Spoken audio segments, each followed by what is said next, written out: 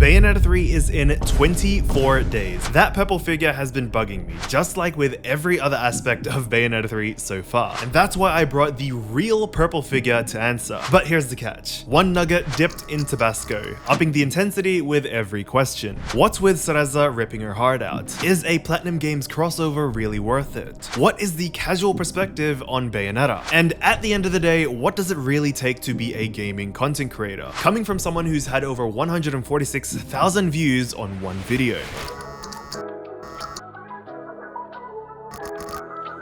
Welcome back everyone, it's an honor to have Purpledough joining us here today. She's a veteran horror gaming streamer and YouTuber known for her takes on the Life is Strange and Resident Evil series, and is a hardcore video game collector. Some have even regarded her as the next generation to Sphere Hunter, gathering a viewership of over 350,000 people from all over the world in just 1 year. Purpledough, thank you so much for coming in. Thank you for having me. Wow, that was a very high intro. Thank you for all of that praise. I appreciate that.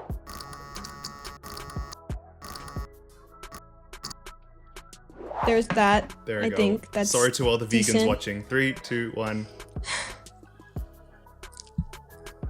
Okay. Okay. My mouth is so dry. Oh my god. Sorry. I know. I need a bev. That wasn't that bad. Okay. It was pretty good. You can drink water or whatever at any time. So that's No, okay. no, I'm okay. I'm tough, okay? Okay. I can handle it. Now I know that you are one of for all things bloody in horror games. Does Cereza ripping her heart out give you hope for what's to come in Bayonetta 3? Bayonetta has never strived away from being extremely over the top and kind of gory, if you want to say. It's definitely not explored from other games that do a lot of bloody and gore stuff, but it definitely is there. It's definitely something that would be cool if it was present, similar to Devil May Cry. You know, it's not something that they go crazy on, but they like to show a lot of when you do a crazy combo and you actually get it. It's very rewarding. I don't know if that sounds bad, but it kind of is, because you're finally I just ripped you yeah, I just ripped you in half. For its immature rating, why not? You know, I wouldn't mind it, but yeah, that's right. I think that would be pretty cool, honestly, especially hack and slash genre.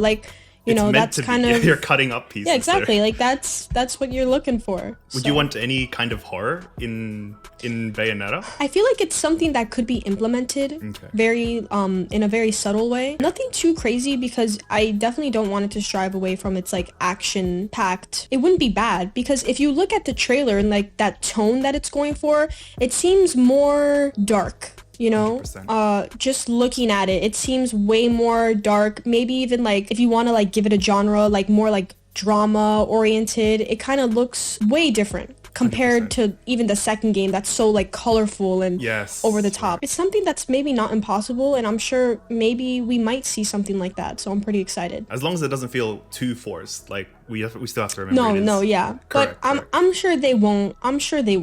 Yeah. I think they know what they're doing. You've played both DMC and Bayonetta. How do you feel about the crazy crossover concept with all the PlatinumGames franchises that a lot of people are saying could happen? So I actually was watching your video recently that you posted about the whole the multiverses and the timeline that you created about all these people coming along.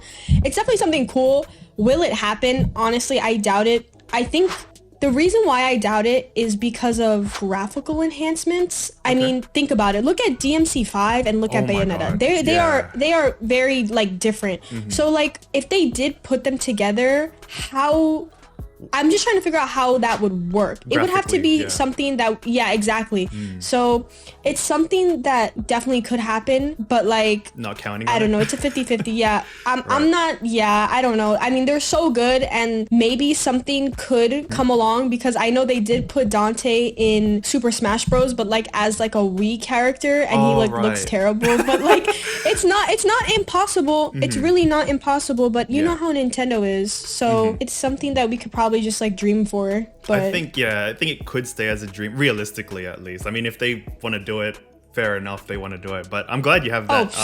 Everyone's gonna buy it. Everyone, I mean, 100%. Say less. That would be insane. Say less. That'd be insane. But you know, they are different games, so you have to put that into consideration. They are different. It's good to dream. Yeah, it is. It is. Never say never.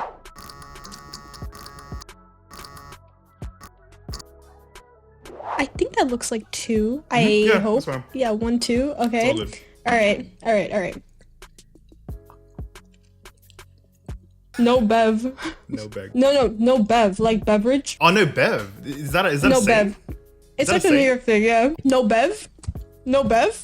I know you've collected more games than I've ever played in my entire life, but I want to know how and when did you get into Bayonetta? Okay, I saw this tweet on Twitter and like somebody had a picture and it was like, I went to Starbucks and I thought they asked me like who my main was, but they wanted my name, not my main. So he was like, he put Bayonetta as his like main because like, you know, main in Smash.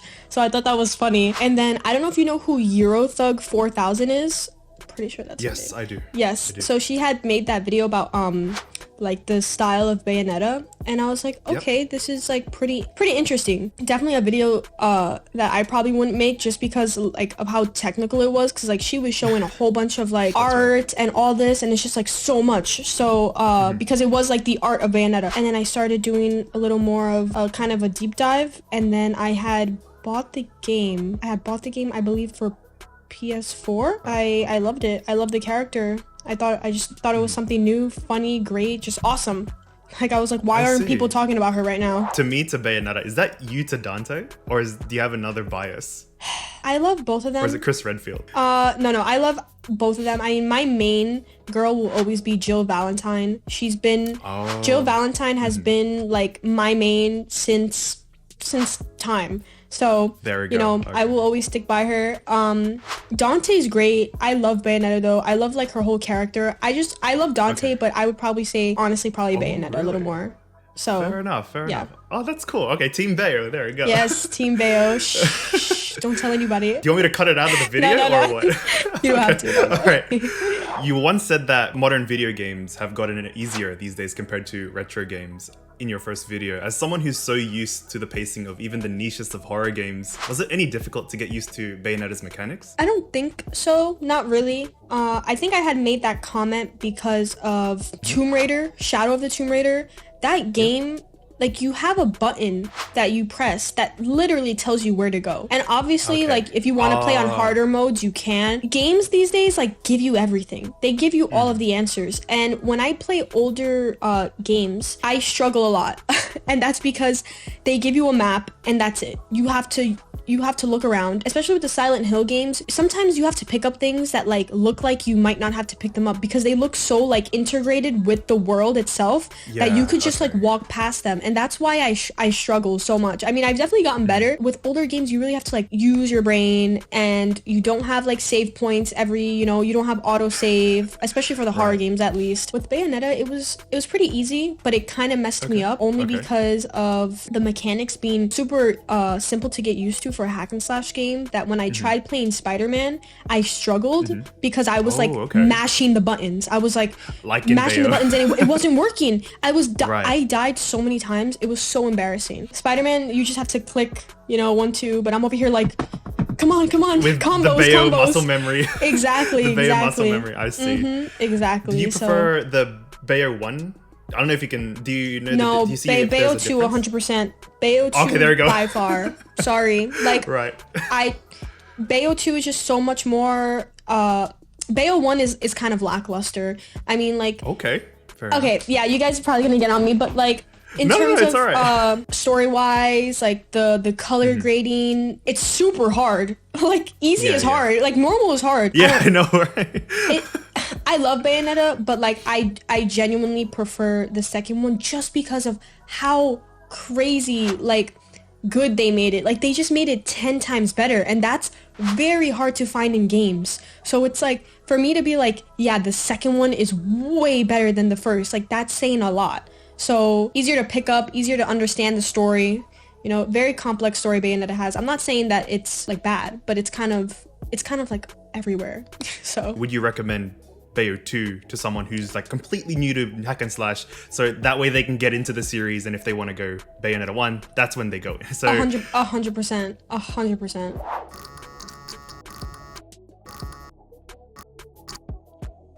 You ready for number 3? Is that okay? Sure.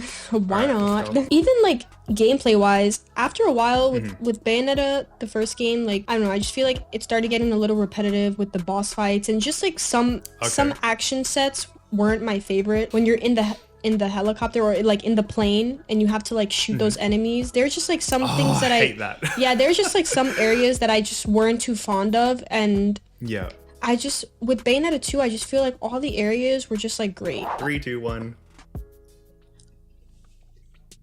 Good. Okay. My throat's on fire, but it's alright. You're pushing through? No Bev? Yep. No Bev. My favorite video of yours, even when I haven't even ever played the Life is Strange series, I saw a little bit of Tyler 1 and Sean Rouge playing it. Shout out to you, Sean. My favorite was the Chloe Price video. The cinematography, the pacing, the whole vibe was so beautiful and so wholesome. What's your story on filmmaking and content creation? Okay, well, I've been doing film for quite a while, but I never kind of like, with those channels, they were just like, you know, when I was younger, blah, blah, blah. I only started like taking YouTube as seriously as I have been until now. I did have an older channel where I would post stuff, and you know, the content wasn't like that bad, but you know, I was editing on my phone, so you know, that was just there. I think in terms of like video form, I just want my videos to be different and unique, especially in a time now where so many people and so many content creators are making content on YouTube, and it's just like your standard review. I don't want to do that because everyone's doing that, and it's like, if this person has 100k and this person has 50 followers, which one are you going to watch if it's the same video? You know, you have to bring something to the table that people haven't seen before. There's this YouTuber named Nitro Rad, and he actually does stuff like this. He does short little clips or like tiny mini short films like in the beginning of his videos that are related to the game. But yeah, just adding something different to make it more like cinematic and engaging, and even somebody that doesn't know about what I'm saying or what I'm, you know, talking about can be like, wow, like this is genuinely pretty cool. At least for the first 2 minutes, you know what I mean? So I think that's what counts. It seems pretty interesting with all the time travel, I think. Yes. Time travel, yes. is it? Time travel. Okay, time travel, and I didn't want to get it wrong just in case for all the You're good. LIS fans. but yeah, like just seeing the cinematography hooked me in straight away. My favorite was when you had a video camera up close to the screen and you could see the little pixels. How did you do that? You just put your camera up there? Camera up close to the screen and you can see the little pixels. And then you were typing in, what do you like about? Oh, okay. So yeah, that's right in the beginning. Yeah. So I took up my tripod and I just was recording it. Just zoomed everything. I mean, you could do a lot of that in like After Effects, but I don't know how to use After Effects, so I just took out the camera and just started typing and doing all that. I'm gonna steal that. Yeah, I'm gonna steal that from now on.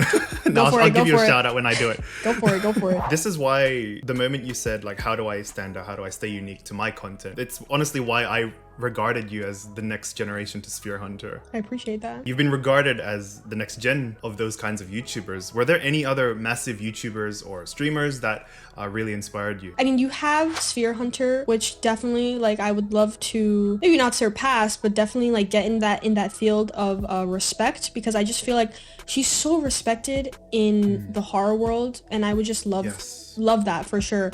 Especially as a female, there aren't that many females that are like respected the way guys are. Nitro Rad definitely is one. You know, Sphere Hunter, Eurothug. I kind of just like watch videos. I don't really gravitate to a lot of like YouTubers, very few. So you know, obviously you and my other dear friend Nathan, which I also have him like on my community tab.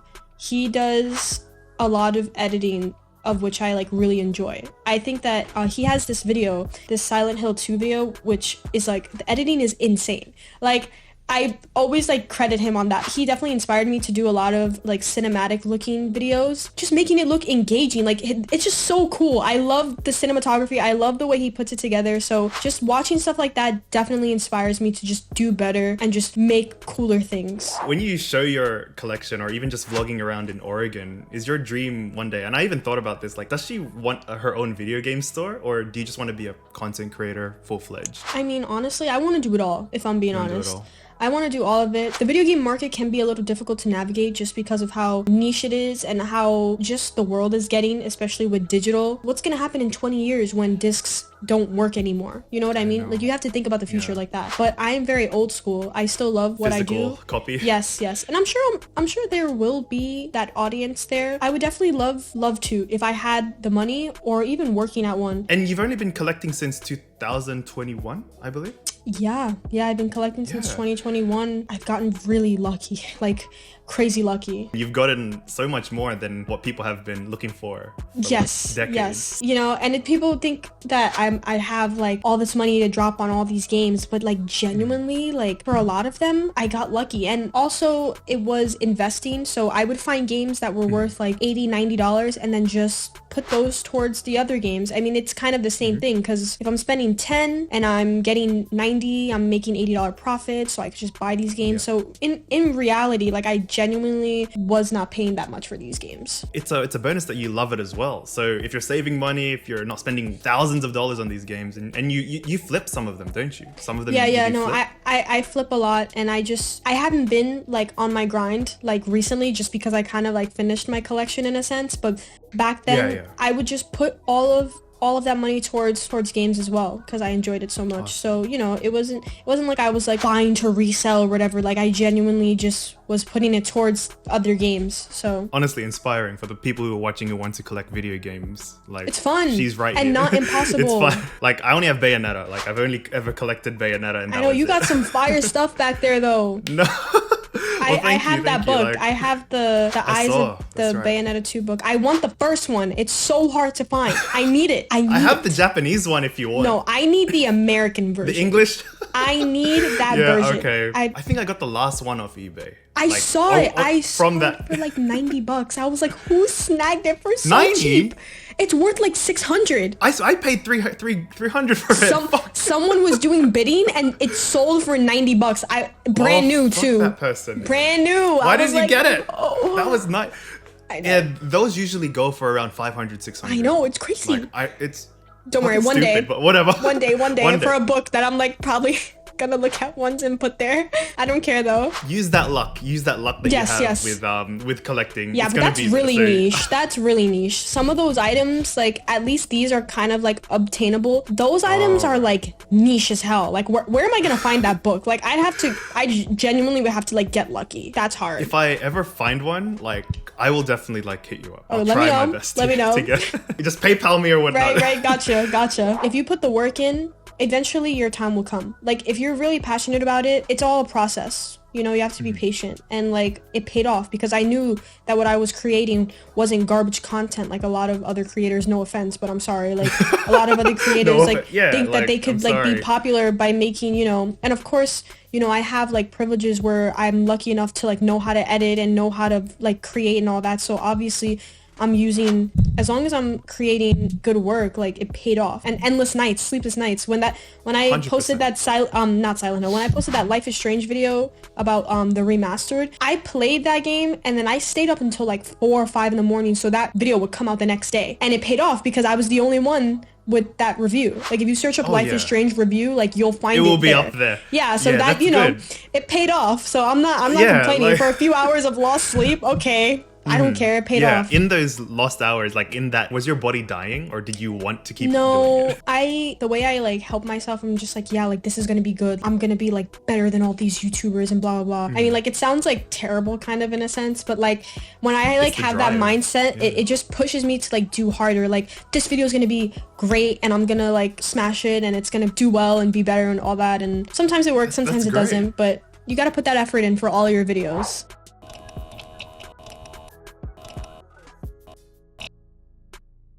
I have never tasted this ramen before. I have this, guys. Cheers. Let's go. No bev.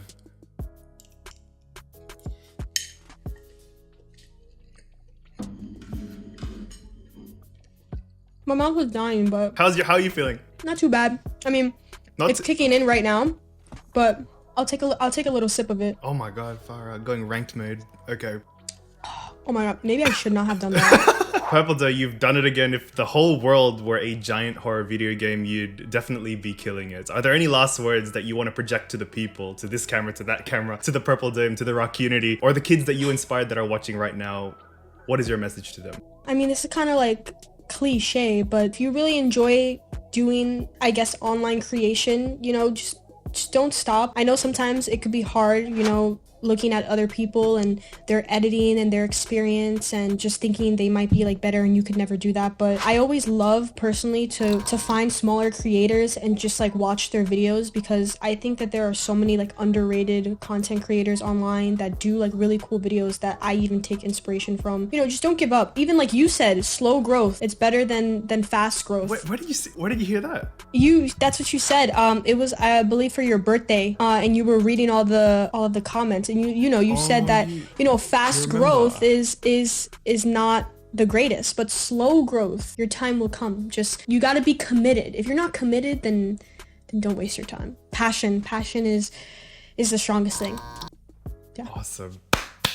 I gotta give that I gotta give it. Oh my god, thank you so much for watching. See ya.